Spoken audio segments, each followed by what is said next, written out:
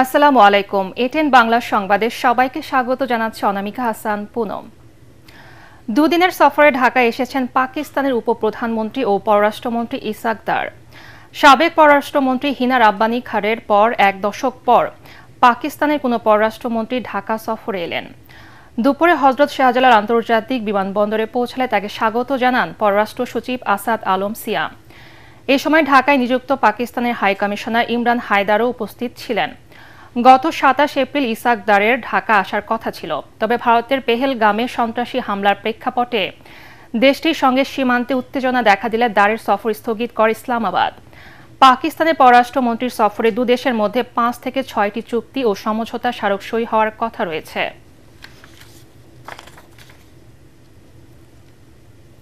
নির্বাচন নিয়ে সরকারের তরফ থেকে অনৈতিক কোনো চাপ এলে পদত্যাগের হুমকি দিয়েছেন প্রধান নির্বাচন কমিশনার এএমএম নাসির উদ্দিন।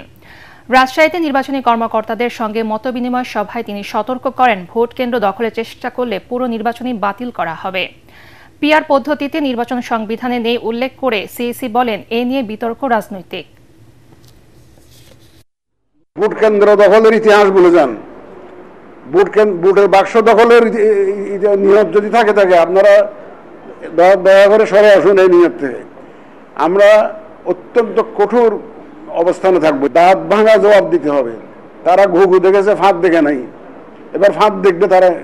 যারা মনে করে যে আমরা এই যে কেন্দ্র দখল করে জিতবো, বাক্স দখল করে জিতবো, সেই সুযোগ ইনশাল্লাহ তারা পাবে না। ক্যান্সেল করে দেবো পুরা। যদি এরকম যে অনিয়ম দেখি যে একটা পুরা কেন্দ্রে পুরো একটা কনস্টিটিউয়েন্সিতে গোলমাল হয়েছে, কেউ ভোট কেন্দ্র দখল করে এই ধরনের যে অবস্থা সৃষ্টি করেছে, পুরা কনস্টিটিউয়েন্সি আমরা ক্যান্সেল করে দেবো।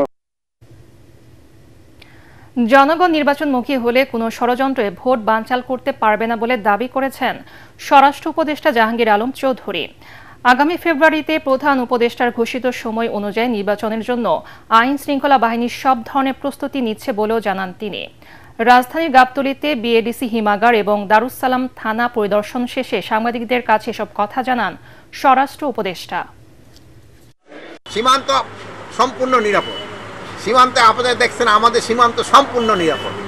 আমাদের সীমান্ত নিরাপদ এবং সুরক্ষিত। আপনাদের আমাদের জনগণও কিন্তু সাংঘাতিক সচেতন। বর্ডার বেল্টে যেই সব আমাদের জনগণ আছেন তারা কিন্তু খুবই সচেতন। যেভাবে নেওয়া দরকার আমরা ওভাবে প্রস্তুতি নিচ্ছি। আল্লাহ দিলে ফেব্রুয়ারি মাসে নির্বাচন করতে আমাদের কোনো ধরনের অসুবিধা হবে না। আমাদের চিফ অ্যাডভাইজার, মাননীয় চিফ অ্যাডভাইজার যে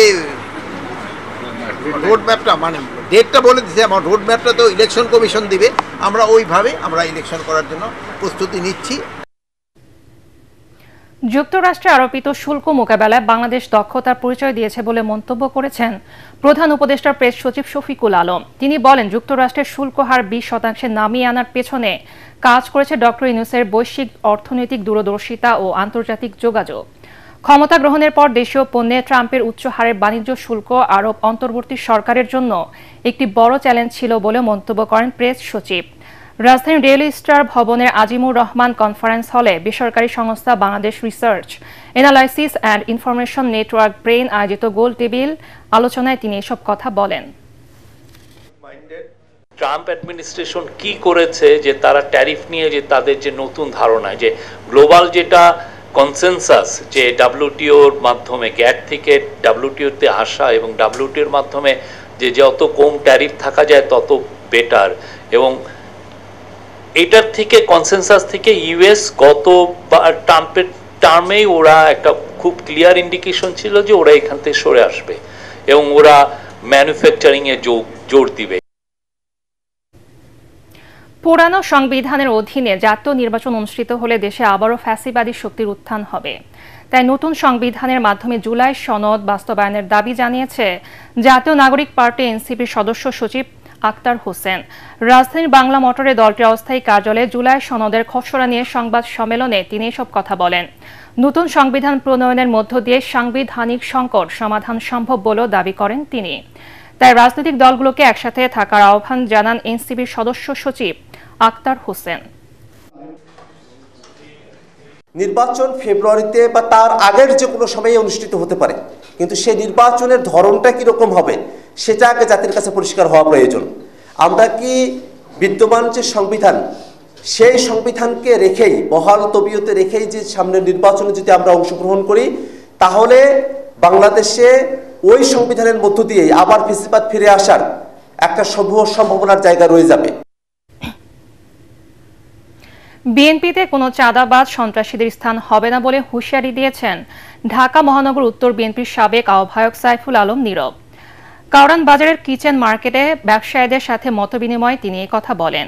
বিএনপির ভারপ্রাপ্ত চেয়ারম্যানের কথা উল্লেখ করে ব্যবসায়ীদের নীরব বলেন, কেউ দলের নাম ব্যবহার করে চাঁদাবাজির চেষ্টা করলে তাকে আইন শৃঙ্খলা বাহিনীর হাতে তুলে দিতে হবে।